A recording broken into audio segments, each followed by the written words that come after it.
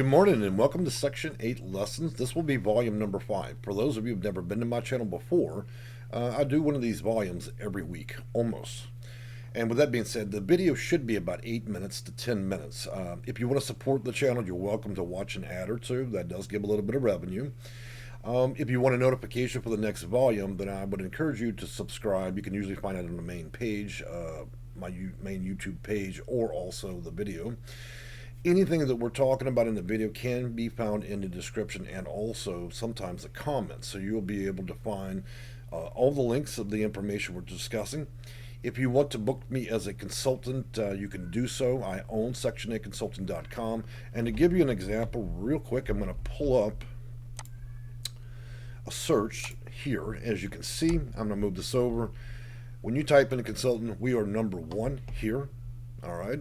I'm the number 1 YouTube channel. I'm the number 1 consultant in the nation. So there's no disputing that. And as you can see, that's in incognito mode. So there's no biased because I'm logged in. Okay, so this is an unlogged search. You're welcome to look it up yourself. My reputation stands alone in comparison to almost any other consultant in this nation. I deal with all 50 states. You can find an appointment link to book me. And so now we're going to skip on to the actual video. Let me get rid of the screen. And I'm going to pull up a little timer to make sure we stay, make sure we don't go over time. So today's discussion is going to be what is Section 811 program and how to get Section 811 housing. A lot of people ask the questions, and I've seen other people make videos about it. They know very little about it, so it usually ends up being short videos. This one will be a little longer because we're going to get into the meat of what it is and where we're going to find it. So let's start with what it is. Now, I prepared a little bit of information for you guys, just so we can go through this as quickly as possible. Section 811 is a supportive housing for persons with disabilities. Now, what that means in most cases is if you're 18 to 61, then Section 811 might be for you. Now, just so you understand, Section 811 is a subsection of just like tax law. You have sections of tax law. You would also have sections of federal regulation and laws. And under that subsection, you have 811. And these programs basically work off referral. A lot of you are under the belief you can simply walk into the housing authority. Yes, I would like to apply for Section 811. It does not work that way. This program works by referral. If you don't understand where to get the referrals, and to be frank with you, these referrals change every city and state because the program operates slightly different in every city. So there's no cookie cutter answer I can deliver today as to how to who you should be contacting. By the way, if you hear a few cats howling in the background, I have about 22 of them, and so I rescue them. And so, unfortunately, it's never a possibility for me to have a quiet home. But anyways, moving on from that, we're going to talk about some of the details of the program. But one thing I want to show you real quick is one good indication that the difference between a professional and somebody who's giving you tips and tricks is the fact that they're going to have the regional director's reports. And this is a glorious 794-page complete operational manual for the program, okay? If you don't have that, you're just lost and you're just talking out the side of your head.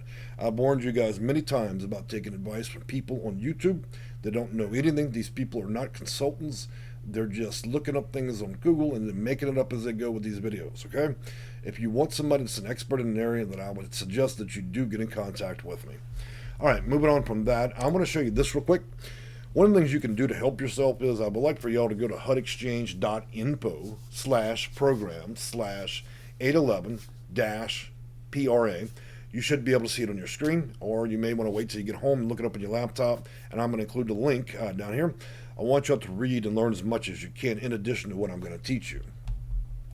That being said, let's talk about some of the details.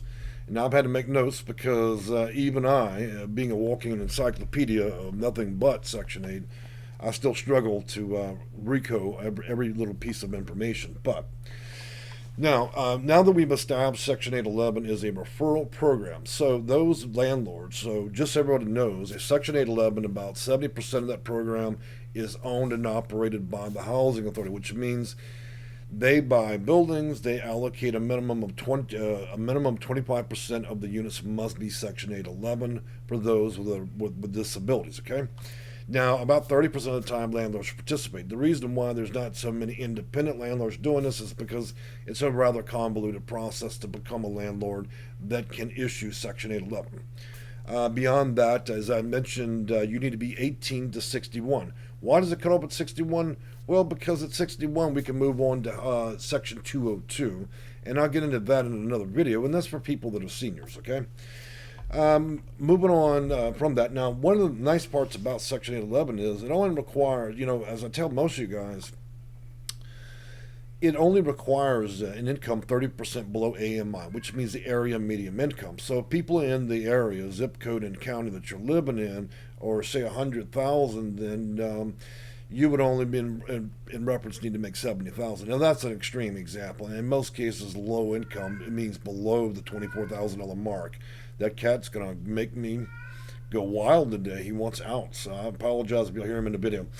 Now, one thing I should also tell you is Section 811, in principle, if the housing authority owns the building, they're allocating 25% of those units as Section 811, then you can be assured that's going to be what you call project-based housing, and you're using your Section 811 voucher that way. So in principle, a lot of Section 811 vouchers are actually to project-based housing. What have I preached about that project-based housing? Anytime the housing authority has their sticky fingers involved in owning a building, giving you a voucher, owning the building which you live in. Look, you don't ever want to live where the jailer owns and runs it, okay? Ever do that. If you're going to do Section 811 on referral from a different agency, you want to make sure that you're dealing with an independent landlord. Otherwise, you're living in a situation you may not like. Now, let's talk about referral points. This is where you're absolutely going to want to consult. Most of you guys are wandering around YouTube and you're wandering around the Google and you're trying to figure out how to get referrals. One, it requires research. Though I can tell you broadly, I can't tell you for every city and county and zip code in America. It's just an impossibility.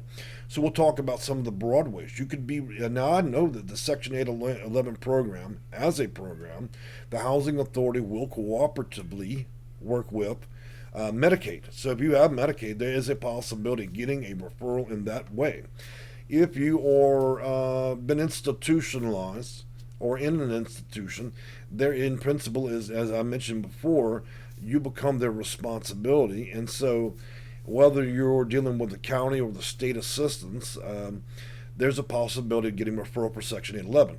For those of you that receive mental health care, now I don't mean through a private hospital, at Lakewood Hospital, something like that. It must be a county or state-owned hospital where you receive mental health